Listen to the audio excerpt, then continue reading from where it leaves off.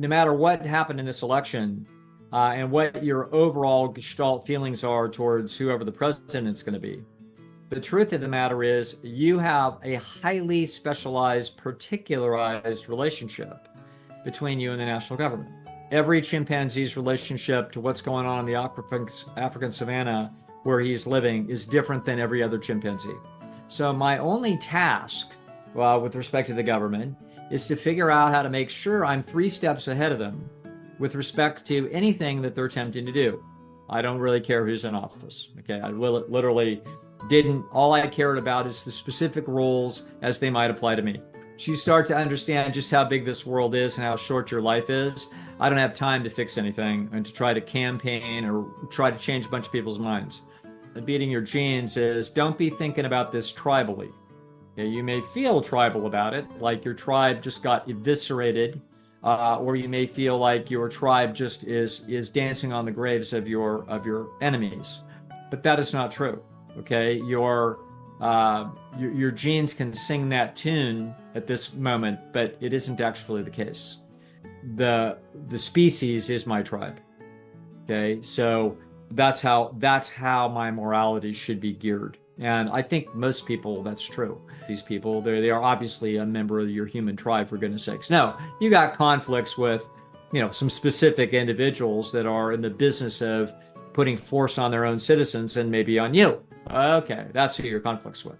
Hey everyone, welcome back to the Beat Your Genes podcast. This is episode number 345.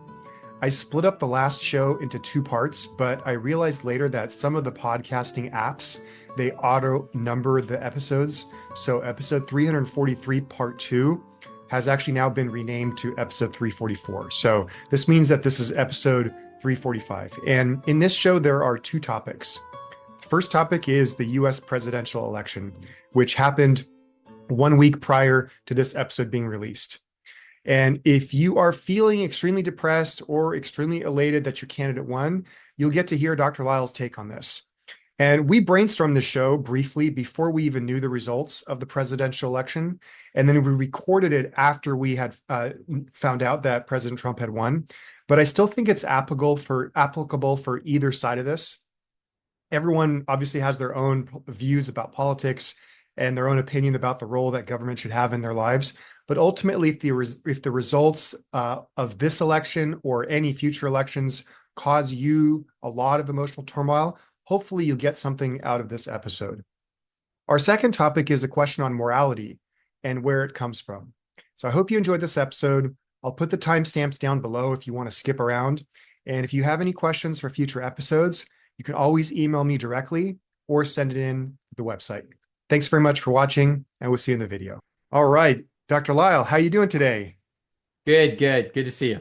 Good to see you too. And so we are actually recording this episode a week before we're releasing this video. And so it's the night after the 2024 United States presidential election. And so I wanted to just start out because I usually get questions every 4 years. We get questions about, what's going to happen in the world. How am I going to find happiness? And so your answers haven't changed that much over the years. It's really, it's neutral, and it's really not dependent on whether your candidate won or whether the candidate you wanted lost. And so I wanted to get your take on this particular presidential election. There's media reports on both sides where there's a lot of polarization.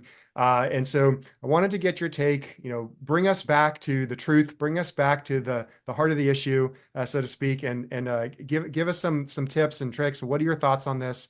How can we beat our genes if our candidate won or if our candidate lost? First thing that comes to my mind was one of my favorite people in the world was a man by the name of Jim Rohn. And Jim Rohn was a marvelous motivational speaker in California in the 1970s and 80s, probably the 90s and maybe even later. But Jim Rohn, he told a story once that was kind of entertaining. He was a great storyteller. And he said there was an election coming up, and he says everybody's thinking about what's going to go on in Washington, and what a big deal it is. And he goes, well, I met with a bunch of business leaders and they said, oh, Mr. Rohn, what do you think is going to happen? Now with this new thing. And he goes, well, I can tell you what's going to happen. And he says, they all crowded around, and he said, the way it's going to be is about how it's always been. And they're like groaning, like, oh, geez. And he says, it's going to be opportunity mixed with adversity. That's what it is. And that's how I think uh, I'll add my own spin to this, from a different way. I will also add to that one, a couple of other things, and that is that sometimes people will come, they'll ask me to try to help them fix things with their family. Okay, and I will sort of very calmly and methodically try to explain, no, there's actually no such thing as a family. Okay, a family actually doesn't exist. Of course it does. We know what we mean by this. But if you look inside, what you're going to find is individual relationships. There is not a relationship with your family. There's a relationship with your brother. There's a relationship with your sister. There's a relationship with your mother. There's a relationship with your aunt. There's a relationship with your father. And there's a relationship with your uncle. But you do not have a relationship to your family. You have a relationship to specific individuals. Relationships are between specific two brains. Those two brains, if those people are in a relationship, what that means is that there is time and energy being expended on both parts through some process which yields value to those people.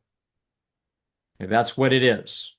Okay, so it's important to understand that your relationships in the world are dyads. They are, narrow. So you might say, well, my parents. It's like, no, your mother may have a relationship with your father, and your father may be in a dominant position over resources. And so therefore your relationship with your father may be more important for those resources than your relationship with your mother. Okay. Or your relationship with your mother may be very useful because she could put influence on your father and she's got a lot of influence on your father. In other words, obviously these relationships can be interrelated and that there can be chains of causality that can be very complicated in them. But at the end of the day, you've got a relationship between you and a specific individual. That's life. That's how it works. Okay. You don't have a Vulcan mind meld where there's three of you all, this is not how it works. It's an individual judgment of individual people and individual feelings about individual people. This is how it works.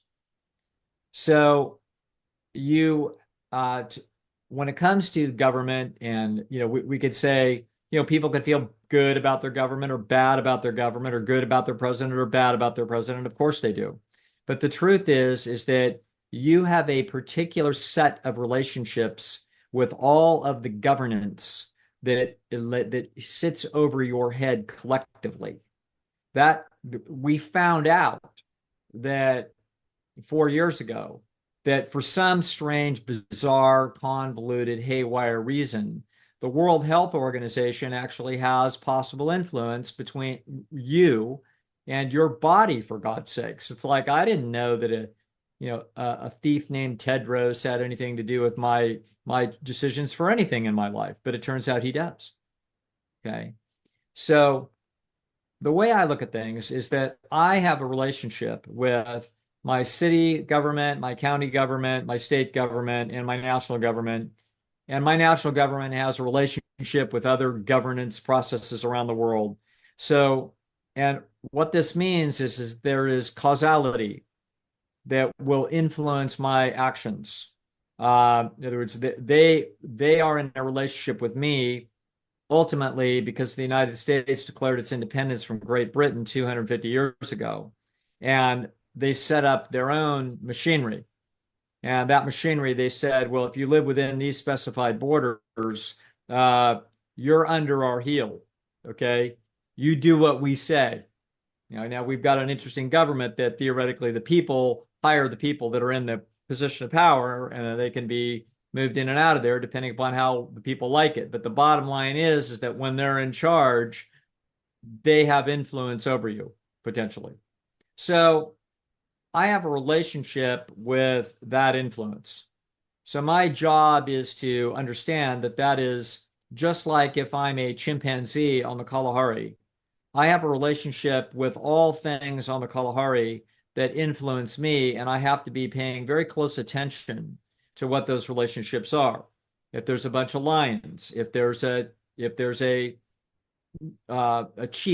you know what I'm saying? If there's I don't know, a hippopotamus in a swamp, I have to be looking out for things. I'm also looking for things that I'm looking for opportunities. I'm looking for some nut tree. Okay. I'm looking for some honey to steal out of a hive. There's all kinds of things. In other words, my relationship to my environment is very complex. I've got a relationship to every single individual in my tribe, and I've got a relationship to other people in other tribes. Every single one of those things is individual. So I can be infuriated with, a tax proposal that is being floated in Washington, but I don't hold it against the guy that I'm trying to get a little license to fix my garage, in Elk Grove. Okay, so these are completely different relationships. It's not all one thing. So that's also true with the government in general, collectively. So there isn't a relationship between me and the United States national government. The United States national government is millions of people, and God knows how many committees and agendas or administrations things. And the vast majority of those have no influence over my existence whatsoever. Okay. So I'm fortunate now that I'm past the age where they're going to recruit me for some war. Unless I happen to live in Ukraine and I was 60 years old, they'd still be recruiting you. Okay. But in the United States, by the time I hit some age, whatever that was, 26, 30, whatever the hell it was, I was done. And therefore, if any political force of the United States that I disagreed with about what their military actions would be around the world, I wasn't going to have to go. So my relationship to the national government on that dimension had changes considerably when you realize, oh, I'm outside of the loop. Okay. There was a time when I was not outside of the loop where I had to worry about the possibility I might wind up in the Vietnam War. So the so I'm, Jim Rohn's thing is about how it's always been. And the answer is, yeah, no matter what happened in this election, and what your overall gestalt feelings are towards whoever the president's going to be, the truth of the matter is you have a highly specialized, particularized relationship between you and the national government. Okay. So I know a man that I don't know what his situation has been in the last 8 years, but I knew him before that, and he was a very sophisticated oil wildcatter, okay, in Texas. And he yeah, it's a very fancy geologist, for God's sakes. I mean, I don't think he would tell you that it helped him any. It's like, good luck. You know what I mean? You hope you buy oil leases that work, and then you hope that the government doesn't come in and say that we're not going to honor those leases and whatever. The whole thing was unfortunately vastly more political than it necessarily was geological. But his relationship to the national government was all about what the government was going to do about specific leases. And it wasn't simply whether you were Republican or Democrat or red or blue was going to be in charge. It was going to be the specific government's specific agenda with respect to the leases where he lived. Okay, that could be different than leases if you lived somewhere else. It's like, oh, for God's sakes. So if there's anything that I can't stand about national governments in general, so if people have ever heard me talk on politics, they understand that I'm a libertarian. And so I'm neither Republican nor Democrat. And so there's those are huge coalitions that have essentially conglomerations of often highly internally conflicted policies. Libertarians don't have internally highly conflicted policies. They have principled policies that are integrated with the notion of maximizing freedom to the limits that the environment, you know what I mean, and the safety of the country on its defense can handle. So, in other words, you want the least possible force on anybody to fight a war that they don't want to fight. But at the same time, if you're in this country and you're going to accept citizenship, then if that comes under the rubric of what it is that needs to be done, and you are under that contract, then you would have to serve your country. If you decline not to, well, then we reserve the right to throw you in Fort Leavenworth or whatever the hell it is that they put those people. In other words, you have a contract. You can be a conscientious objector, but we can imprison you. Okay. And so, but obviously that's extraordinary circumstances, but it wasn't when I was a kid. It wasn't extraordinary circumstances. And so but the point is that I can and will object to all kinds of things coming from all kinds of political agendas from a massively complex thing that we call the national government. And whenever there's a change of, whether the same person, same party wins, doesn't mean the game stays the same. The game definitely changes. In fact, it's changing by the minute. In other words, and so there is a capriciousness that goes on. Our founding fathers, I believe, would be horrified at the amount of invasiveness and expense that national governments and state governments have over the citizenry of the United States. Had you transported those people forward today, they would have many reactions. One of them would be pride in the shining prosperity and the extraordinary advances in humankind that had taken place under free societies. They would be extremely proud that many of those concepts had proliferated throughout the Western world, et cetera. So the concept of self-government by citizens and representative government, and that you can be voted out, et cetera, they would be enthralled that had taken hold and had become the universally acknowledged, although fought bitterly by tyrants, concept about how it is that one should govern. Okay, they would be thrilled with that. They would be amazed at what has been accomplished. They would also be appalled at the bastardization of what it is that they had in mind. Okay, they would be like, "You've got to be kidding me. You've got that high tax rates. Why aren't you people revolting?" And the answer is, because the government got so big and it's got so many guns, it's got so much incredible power, we are basically at their heel. Well, don't you have the Second Amendment? Can't you fight back? It's like, you can't fight back about the United States military. Are you kidding me? We're not talking about, Boonesville, Kentucky anymore, people. We're talking about a level of organization and sophistication that, Second Amendment or not, you have absolutely no way to overthrow the United States government. That is absolutely impossible. So you're stuck with it. So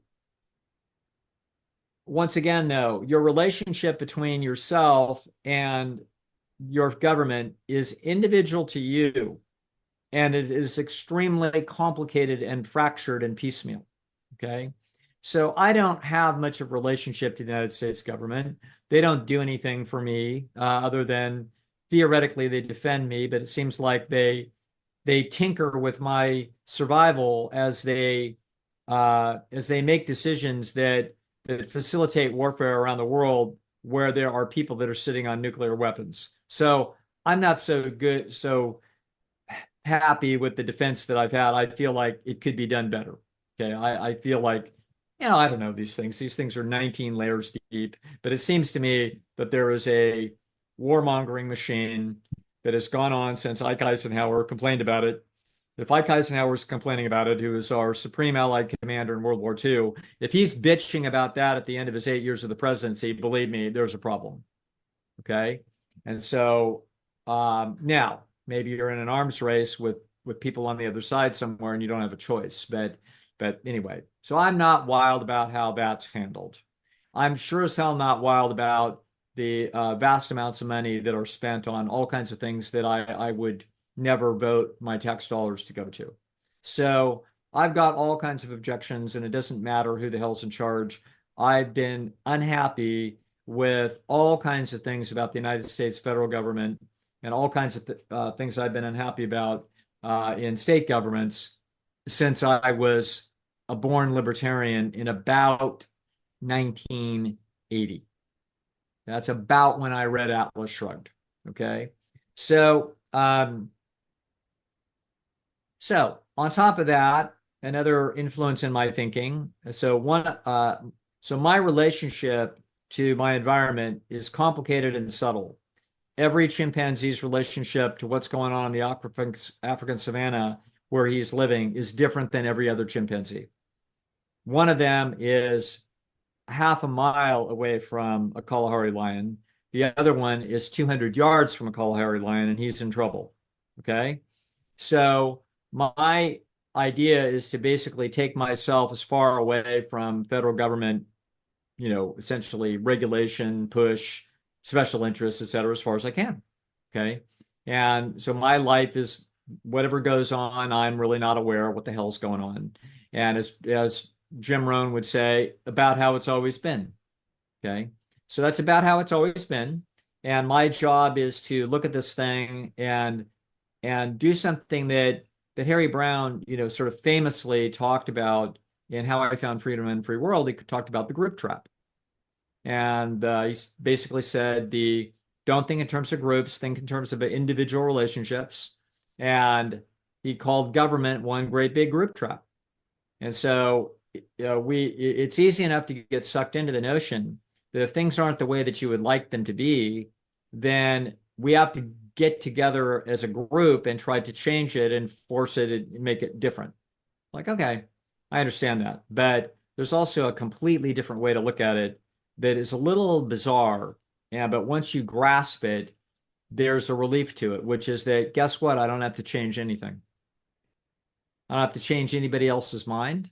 Okay. I don't have to change any laws. I don't have to get the rules changed. I don't have to do anything.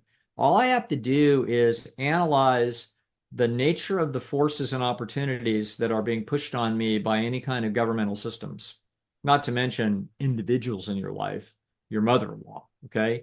But in other words, there are forces at play that can be expensive. They can be dangerous. And my job is to see to it that they aren't expensive and dangerous to me. Okay. So my only task, with respect to the government, is to figure out how to make sure I'm 3 steps ahead of them with respect to anything that they're attempting to do.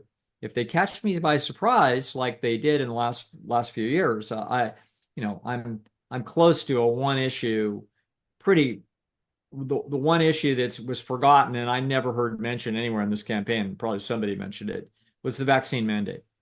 So I was appalled that any such thing would ever be perpetrated on the American public. I had people that were well-meaning and upset with me when they understood that that's how I felt. And they would pose me the question, yes, but what if it was a different disease? What if the vaccine was effective? What if you were, in fact, a walking vector that was going to kill people if you didn't get the vaccine? Different story. In other words, the numbers always mean something. Like, what would you do for $1 million? Well, it depends on, how hard would you work? Well, it depends on what the work was. What do I have to do? What are we talking about? Shooting rabbits? No, I'm not interested in doing it. There's no price you could give me. I'm not going to shoot a rabbit. Somebody else would be like, what do you mean? That's fun. I'll do it for free. I'll pay you to allow me to shoot rabbits on your land. Okay. Individual differences.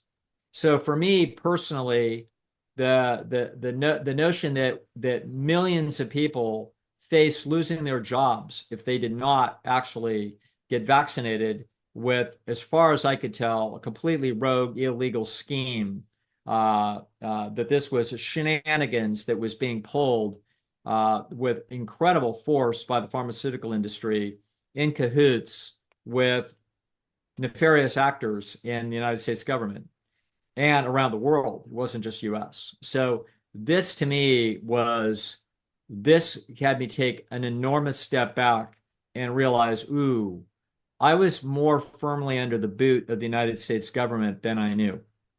Okay. I had never concerned myself with such things. I vaguely interested, tax on tips, tax tariffs, tax rates, whatever. These are just individual relationships between me and a national government, and it's, as far as I'm concerned, overly generous and self-indulgent spending processes that take place in governments around the world, including ours. And my job is to legally and meticulously see to it that they get as little of my time and money as I can manage. That's it. Nothing special, nothing fancy, no harm feelings, no harm, no foul. It's all good. I don't really care who's in office. Okay. I literally didn't, all I cared about is the specific rules as they might apply to me. Sounds incredibly selfish. Yes. Agreed. Okay. You start to understand just how big this world is and how short your life is. I don't have time to fix anything and to try to campaign or try to change a bunch of people's minds. I learned very early in grad school as someone who is actually very knowledgeable about economics by the time I was 25 years old. And I have no doubt that I was the most knowledgeable person in economics having anything to do with the Department of Psychology at the University of Virginia. There was not a professor on that staff, nor there was a grad student, nor an undergraduate student in that building that knew nearly as much about economics as I knew. And so I tried to educate a couple of fellow grad students about it, and it was completely useless.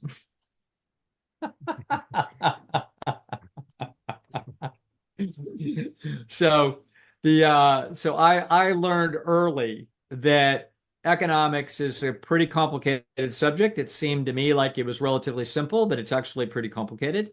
And therefore, the average person that would ever vote has absolutely no idea about how an economy works, none.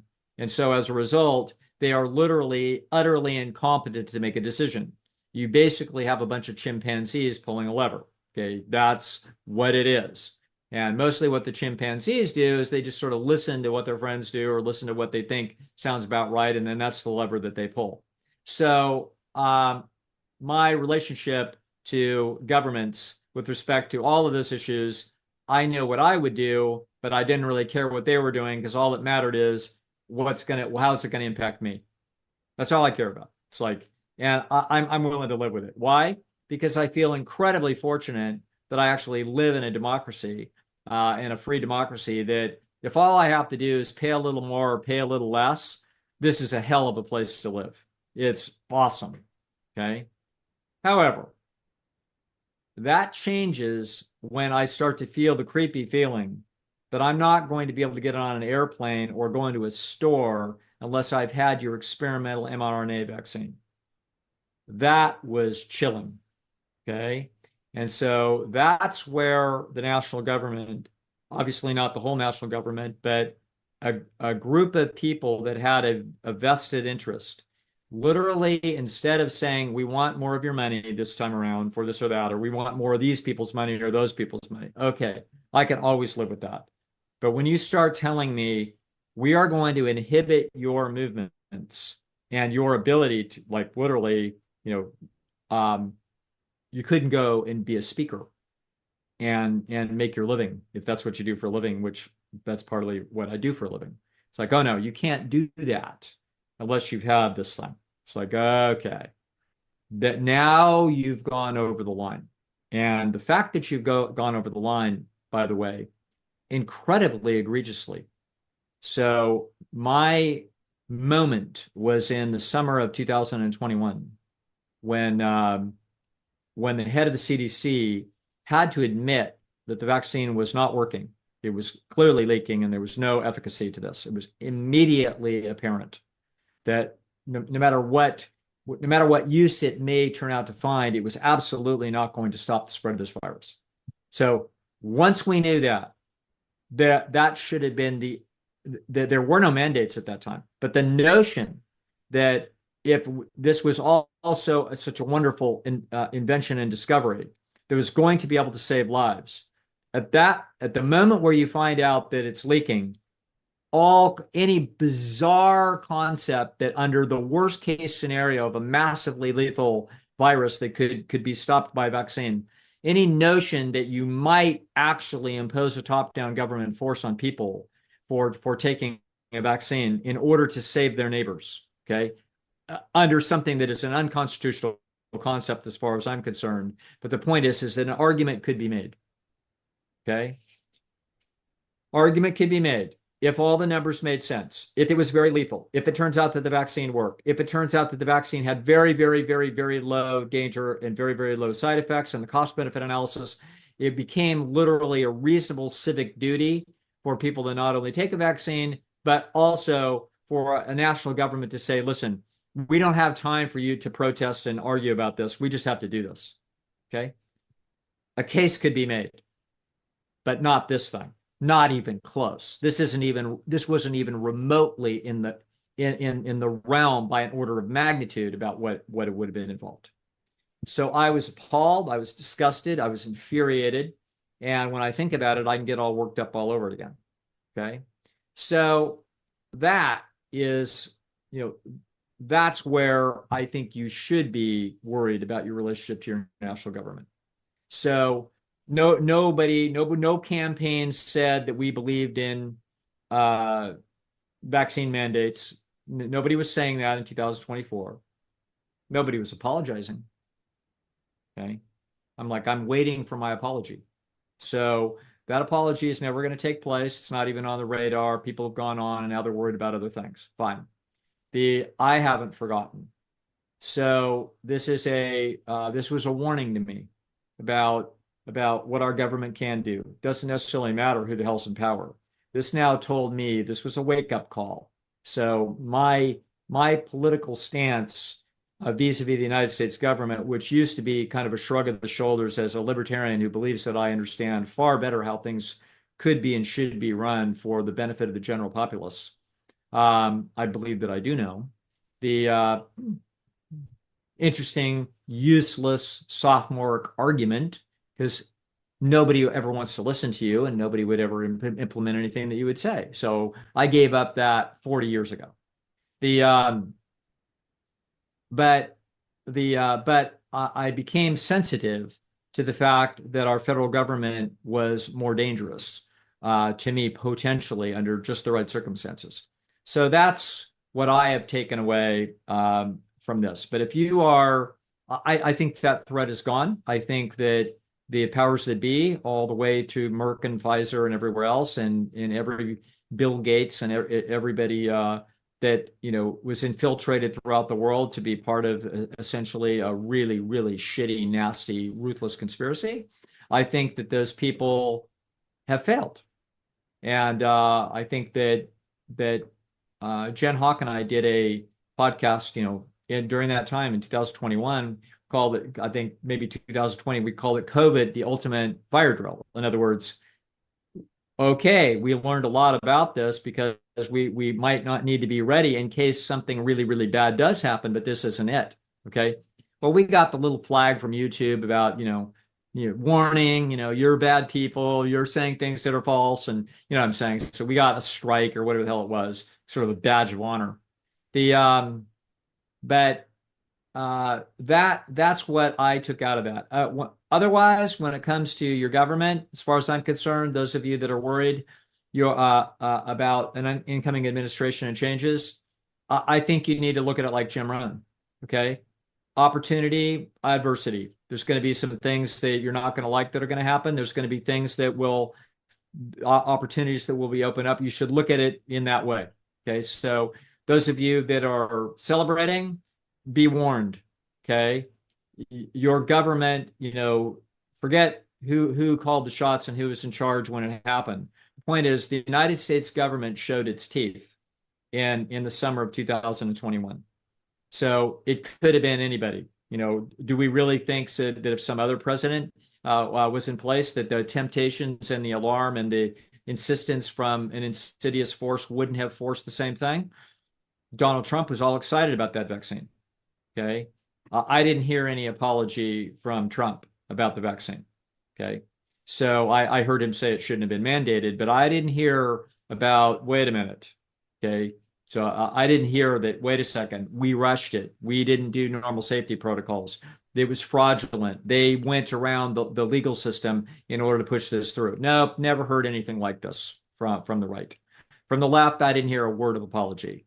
So as a libertarian, I sit here looking at this thing and I learned, something that I should have known as every 16, 17, and 18 and 19 and 20-year-old young man knew during the Vietnam War, they could take your life.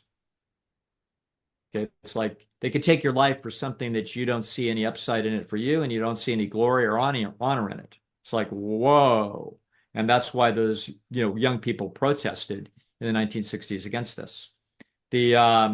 So I had basically forgotten about that because I'd lived for 50 years since, and nothing like that had happened. It's been basically a peaceful, prosperous society with disagreements over politics that didn't have any great substance for my life at all. That changed then. And it's like, okay, I've been warned. So I'll never forget that. My nose will be to the air to sniff that trouble coming ahead of time, and things like it. You know what I mean? Because it could be something else. So ever I smell the big machine starting to, come after people for some imminent need that needs to be handled, I will be on red alert at a level that I wasn't on red alert then. I didn't understand what was happening until so much evidence came in, and then pretty soon the steamroll was coming down the street. So yeah, your freedom in an unfree world and beating your genes is, don't be thinking about this tribally. Okay, you may feel tribal about it, like your tribe just got eviscerated, or you may feel like your tribe just is dancing on the graves of your enemies, but that is not true. Okay, your genes can sing that tune at this moment, but it isn't actually the case. The case is that each one of you has an individual personal relationship with all of the different features of the government. The feature of the government is like the entire African savanna that you as a chimpanzee is looking at, and you're looking at it, the whole thing. Okay. And in that vast landscape, there are opportunities and there are threats. There are mates for you to find, enemies for you to avoid, predators for you to look out for, prey for you to try to exploit, nuts, seeds, berries, sunshine, safe havens, a cave, beautiful art that you could produce, people in your village to love. There's all kinds of things to do. Okay. And so don't despair over the fact that if you are on the left, you got a little shock wave, and we're not exactly sure why. It's multidimensional and all kinds of different reasons. And it will be analyzed as these huge historical events are analyzed by very smart people like Jen Hawk, who will, that are political scientists, and this will be analyzed and will be thought through, and the Democratic Party will be rethinking, their messaging and their candidates, and they'll be rethinking all kinds of things. And the Republicans will also not understand fully why it is that they were successful. They will have many, many pieces to that success, and they'll be trying to figure that out. And then as they try to utilize their power to change the relationship between citizens and their government in certain ways, there's going to be winners and losers in that. Those people, if you are in the green industry right now and green vehicle industry, your sun is setting. Okay. If you're my wildcatter in Texas, his sun may be rising. And so, but for me, I always hope to have my relationship to the federal government that they are irrelevant. That is my greatest hope. And so I believe they are. I believe they have almost always been in my life irrelevant to my happiness and my personal future. And I certainly admire Bobby Kennedy's fight over the last 20 or 30 years in fighting a bunch of vaccine stuff. I've now learned a lot about the childhood vaccine process, and I've learned how dirty it is. And so I don't probably think all the things that he thinks, but I admire his guts in that. Do I think that Bobby Kennedy is going to make America healthy again? Absolutely not. Of course not. Okay. And do I think that it matters whether he does this or he does that? It depends on you. So in other words, it won't influence me whatsoever, because there's nothing that I believe that needs to be done. I'm in my 60s. I know how to handle my health. I know, who I'm going to ask if I need some procedure, if I need to do something. I'm fine. I know what it is that I'm doing. I don't need anybody to guide me. Okay. I have a young friend who's a single mother of very low income, and she has to manage things. Her partner in life died an early death of a heart attack. Um, and so she's struggling along, and she's got a hippie streak, and she decided 10 years ago, I'm not going to let them, to put my daughter in school. I am not going to have the 27 vaccinations that they require. And so she said, I'm just going to homeschool and I'm just going to have to deal with it one way or the other. I'm going to teach kids in China English. I will find a way to put a roof over my head and to raise my daughter, and it'll be in poverty line circumstances. Highly competent person, college degree, pretty fancy degree, could work. She could be employed very well at a middle class income. Why? I don't have any place to put my daughter and to be able to pull this off. I'm not going to put her in the schools because I'm not going to have that kid vaccinated.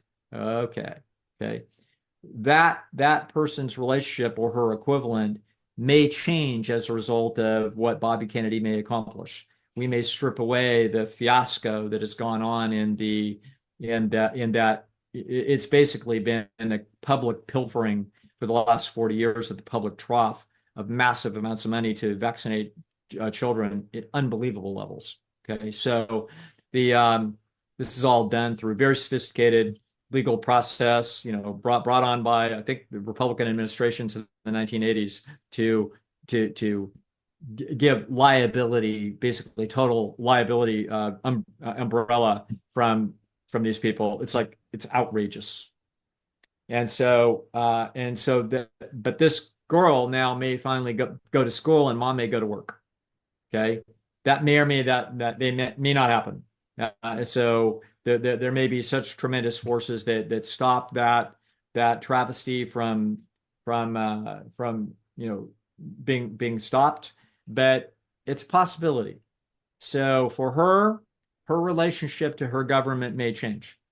Her government has been insisting that she fill her daughter's arm with 27 vaccines so that she can go to public school. Okay.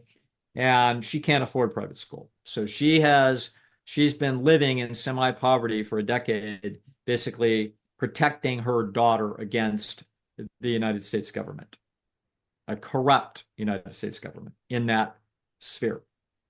It's not for anybody's good. This is for the pharmaceutical good. There's absolutely no benefit that is taking place at all. So this is how I look at things. So there will be, whoever you are, there will be some wins and some losses. For a few people, there will be more. There will be more and greater and lesser significance. For most of us, it should be actually irrelevant. And the only thing that will happen is your tribal psychology will sing or will wail, depending upon how you view the situation.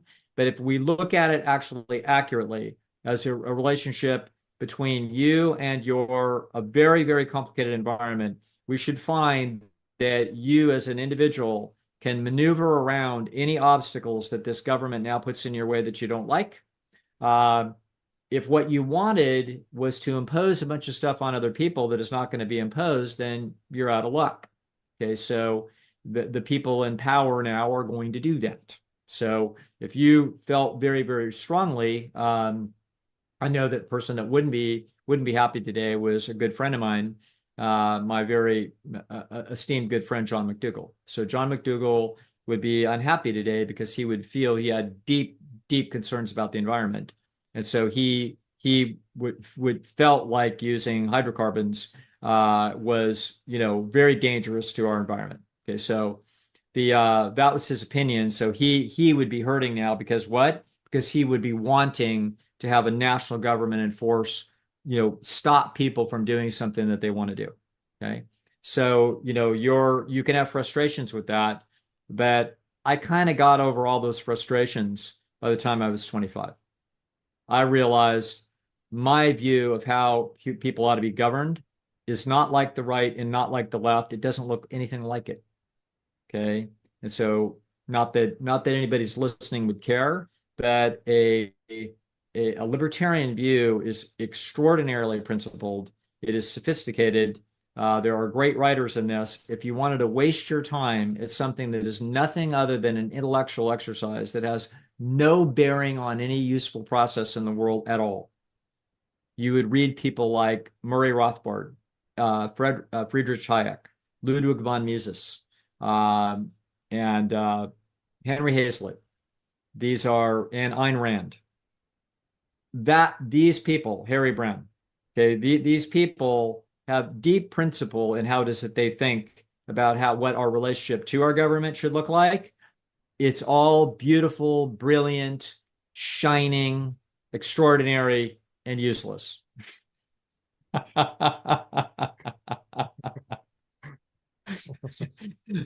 Totally useless. Okay. The only thing that came out of all that for me, it's a joy to understand at the level of a Swiss watchmaker how things ought to be. But it's quite another to also absorb the lesson of Harry Brown, which is what you really want is basically no relationship with your government at all. As little as possible. So that just like the police, the police need to be there, but what kind of relationship do you want to have with the police? As little as possible. Okay, and that's how I look at all this. So hopefully that I'm not.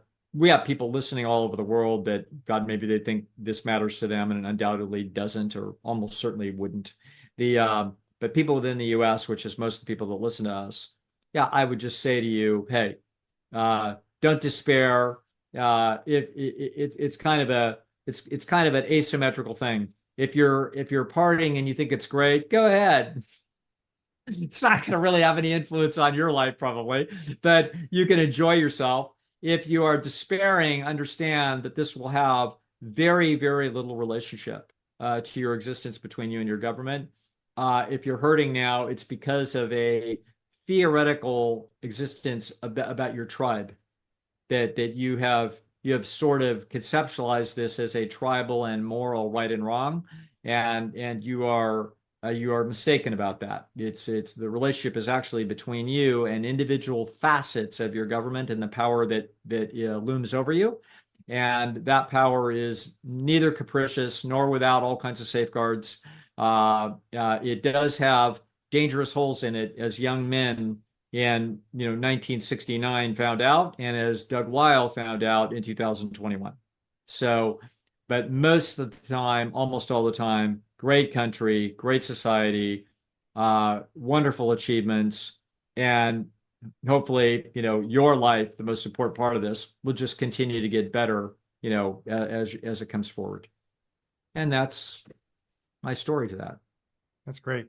Yeah, I've been I've been paying attention to not just the social media, but like X and Instagram and all the other things, but Facebook, where in Instagram where you actually have people that I know in real life, or people that like it's not just popular celebrities talking about this, it's people that I know. And there's been some pretty sad posts. People are equating people who are not happy with the election is this morality as that, how could you, how dare you, this and that. And so it made me think of one of our question for today about morality itself, which was sent to us by a very dedicated listener, and I know very well. But the question is if morality requires us to act against our psychology, which is impossible, does morality actually exist?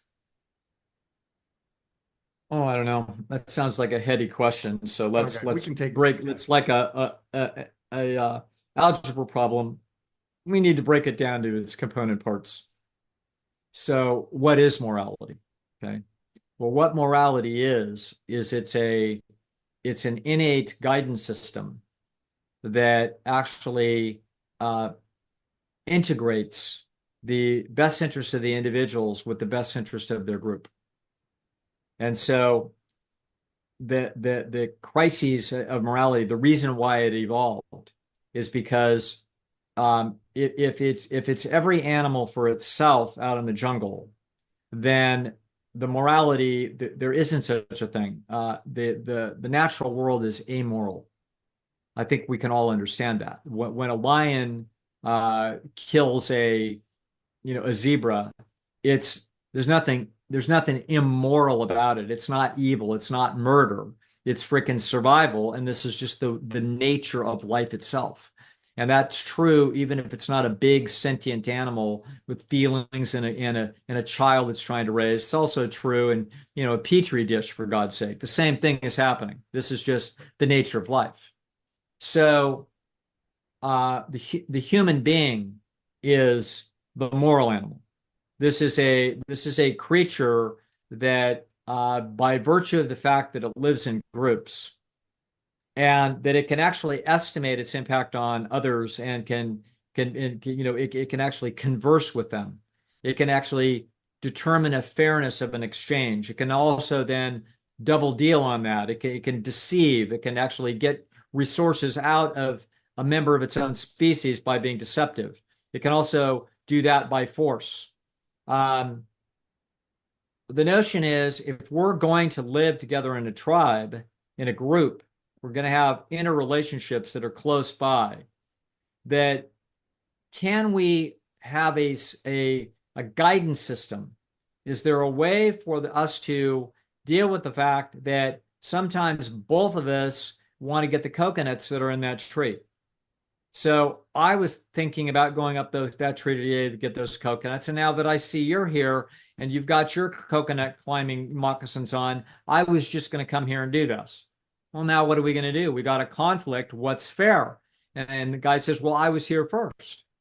And he's, I came around the bush. He came around the bush. He's 3 steps closer. Who goes? The person on the right goes first. So that what human beings did is that in order to exploit the advantages that came from close proximity group living, they had to evolve machinery to deal with the fact that there are conflicts between us and other people around resources. And so, we're just going to kill each other. We're just going to duke it out over the coconuts in the coconut tree. What are we going to do? Okay. And the answer is that in order to, over the last, millions of years of the evolution of the human, they had to evolve machinery that basically integrated what's in my interest. Wait a second, what's in the group interest? Ooh, is there a conflict between my interest and the group interest? Okay, well, if I do something that is in my personal best interest, but is bad for the group, then I can't purely calculate the value of it for me in isolation, because there's members of the group that are holding my genes and also holding esteem for me that would do things for me into the future that I needed very badly. But if I do this thing that costs the group, then they won't. So it will cost me. Okay. So in other words, hey, this calculus just got super complicated. So human beings like to pat themselves on the back and say, oh, well, we're different and we have a soul and we have humanity, and that's why we do things. That's not why you have those feelings. Okay. Those feelings are evolved mechanisms. Okay. Morality is innate to this species, and substrates of morality are innate to other species as well. Okay. But it is very true that this is by far the most sophisticated, interrelated animal that actually can announce to a village of 30 people what it is doing tomorrow. And so now literally 29 other people in the village know what you are up to tomorrow. And so now they can influence their calculations about what they will do around that fact. Well, no chimp can do that. The chimp doesn't even know what it's going to be doing in the next 2 minutes. Okay. It doesn't have a far-reaching enough brain to be plotting out its best interest and then have, essentially an answer arrive and know what its sophisticated long-term intentions are, and then be able to translate into that in English. And by exhaling stuff and having vocal cords vibrate, it can actually tell the village what the hell's going on inside my head. No animal can do anything remotely like that. They can do an alarm call. Okay, well, it's not nothing. It's clearly the substrates of the evolution of language, but it's not even close. Okay, you're talking about the difference between a little kid learning one, two, three, and talking to Einstein about the theory of relativity. That's the difference in sophistication between us and other animals. That's why the natural world looks the way it looks. Is the vast difference in human superiority in the cognitive realm. With that, the ability to exploit that means that you had to join your knowledge in a network with other people. You had to be able to communicate with them. And so you're going to have disputes. What are you going to do? Duke it out with a couple of clubs? No. So what people had was they had a way to actually adjudicate these conflicts between my self-interest versus the group interest and try to integrate these things to actually come up with a decision. Am I going to do that or am I not going to do it? Okay. And there's a million jokes and great stand-up comedy, as well as great human dilemmas and, essays by O. Henry. In other words, there's all kinds of stuff that has been written about this for the last 6,000 years of writing. But, one of them's a joke called, the vice presidency is like the last cookie on the plate. Everybody insists they won't take it, but somebody always does.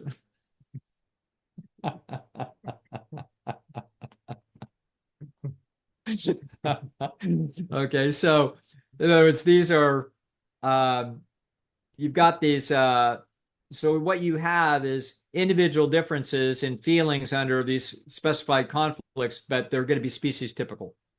So if this is the situation, these are all these ethical dilemmas that you'll see in philosophy 101. Well, what if there's only this medicine and you don't believe in stealing, but the little guy won't give it to you and your mother's going to die without it. So do you break into his house and steal it?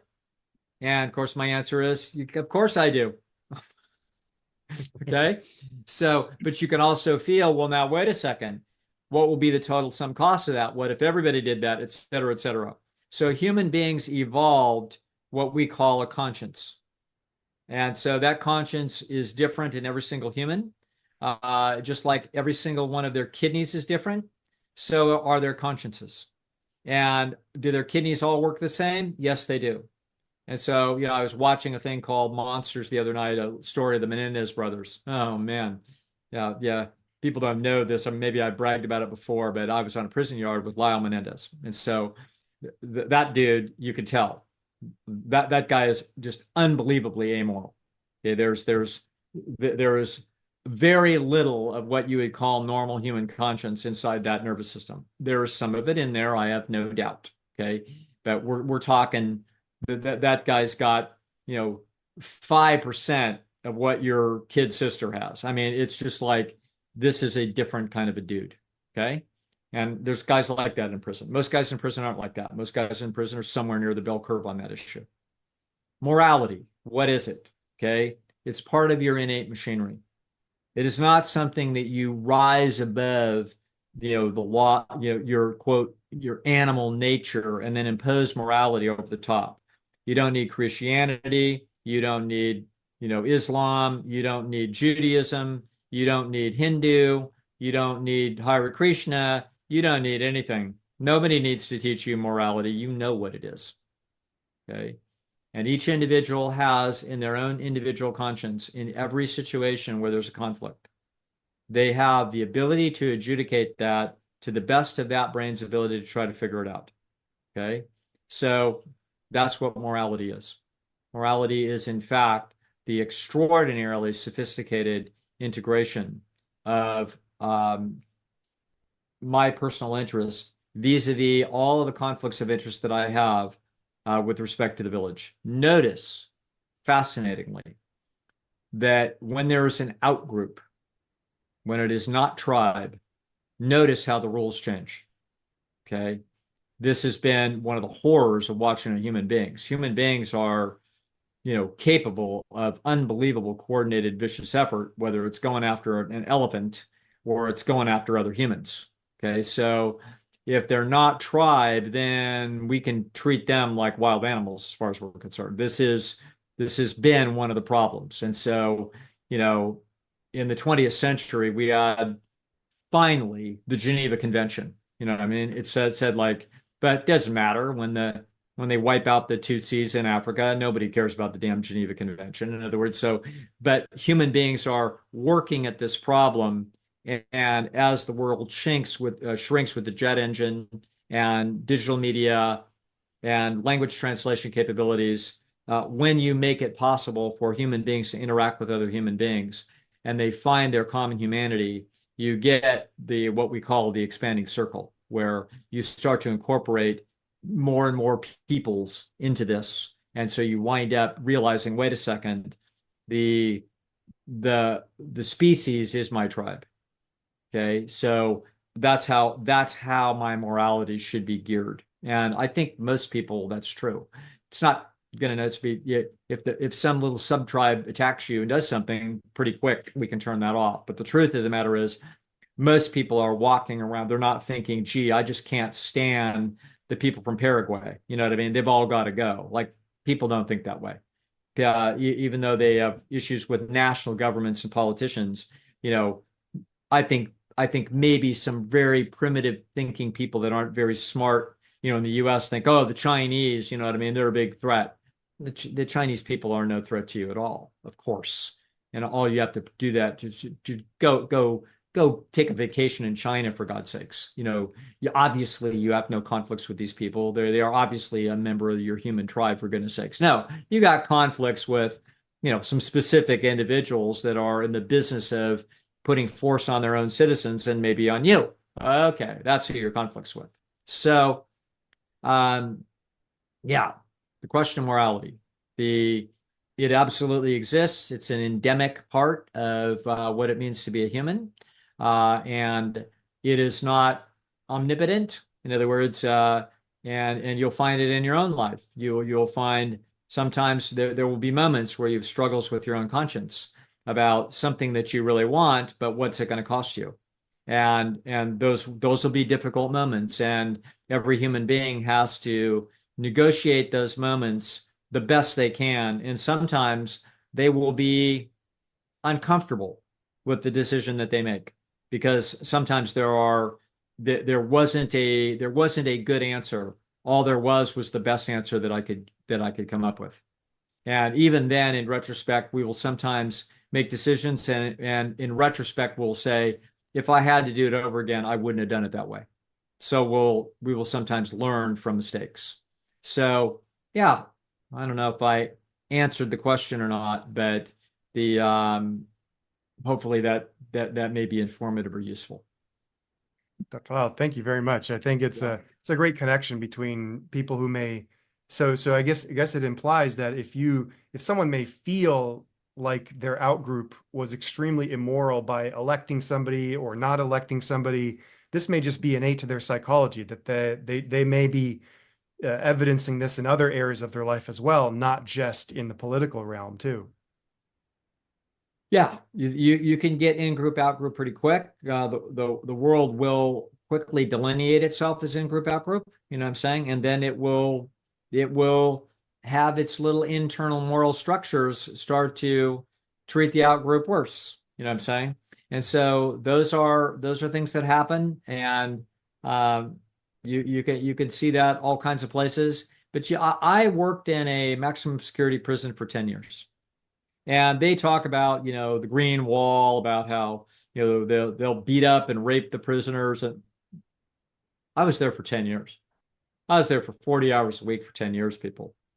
I saw great restraint put, that officers used. Are there some bad apples? Are there some too much testosterone? You know what I mean? That somewhere, is there somebody that gets it in for a given prisoner that gives them lip for some reason? Undoubtedly, and I'm not. This is not an apology. This is not a. We're not putting a halo over prison guards. But I'm telling you, the prison guards that I worked with, that I saw for years, and I saw a whole slew of these guys. I saw them under, boring circumstances and challenging circumstances, anxiety-provoking circumstances, provoking circumstances. And I saw excellent social judgment. I saw a, somebody that, Shawshank I Redemption. just watched that That movie was again. a story written by Larry McMurtry, folks. It's a beautiful story. I love the story. It's one of my favorite movies, but it bear no relationship to what I saw in the state of California. And so um the every individual in there would be tempted by something. So prisoners bribing people, a psychologist lost their career from selling cigarettes, to inmates. It was unbelievable. Like I couldn't believe it. None of us could. Like, what the hell are you doing? I mean, we didn't talk to him. They walked him off the property after they caught him. But so people have their temptations. They've got their own limitations. They got their own private little world that they're operating in. But what I see in human beings, the vast majority of them are incredibly decent. And even when they are potentially dangerous and vicious behind in-group, out-group stuff, that's what's making them vicious, is the in-group, out-group dynamic. And if you introduce them to the other group and you can formulate some interaction, these problems go away. So the people, the tribal disputes over resources, that's when sometimes, you need some cool heads, intermediaries, and some big time intelligence and willingness to give. And sometimes you can't get it. You know what I mean? So that's tough. But no, it's a hell of a species, and its morality is magnificent but limited. And that we have to keep that in mind, all the time. But yeah, in this country, if I were not a non-independent bystander, and if I was on the side that felt like something terrible had just happened to my country, I would tell you that, yeah, you are thinking too tribally, which is completely understandable, but you are safer than you know, because your fellow citizens don't wish anything negative on you, and are not looking to exploit you, and are not trying to make your life bad. None of that's going to happen. And it didn't happen. The only thing I ever saw really bad happen to me, which it didn't happen to me because I wasn't holding some federal job, or I was no longer working in the prison system, and I would have had to have a vaccine. I don't know what I would have done. I actually can't tell you what I would have done in those circumstances. I believe that was a requirement. I would have been in healthcare and whatever the hell it is. So fortunately, the fate is that I happen to step around that pile of crap. Okay. But yeah, life goes on, and life should, your life is to be looking for the opportunity, look out for the adversity, and make the best of it. And there's plenty of opportunity to make a good life. Fantastic. Well, yeah. Dr. All right. Thank you very much. And for everybody listening, it'll probably all be forgotten in a couple of weeks anyway. So we won't even be thinking about it in a couple of weeks. So yeah. All good. Life goes on, and we get back to, worrying about whether your cat is well. That's a hell of a lot more important than worrying about the national politics of the United States. Yeah. All right. Unless you're a squirrel. No, just kidding. Yes. And a raccoon. Let's not forget the raccoon. That's right. Well said.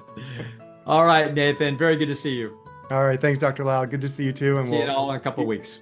Sounds good. Have a good one. That's it. Bye. Bye-bye. All right. That's it for this episode. I really appreciate you watching, sharing, commenting, and subscribing. If you have any questions that you'd like me to ask Dr. Lisle, please feel free to send it in through the website or email me directly. Thanks again, and we'll see you next time.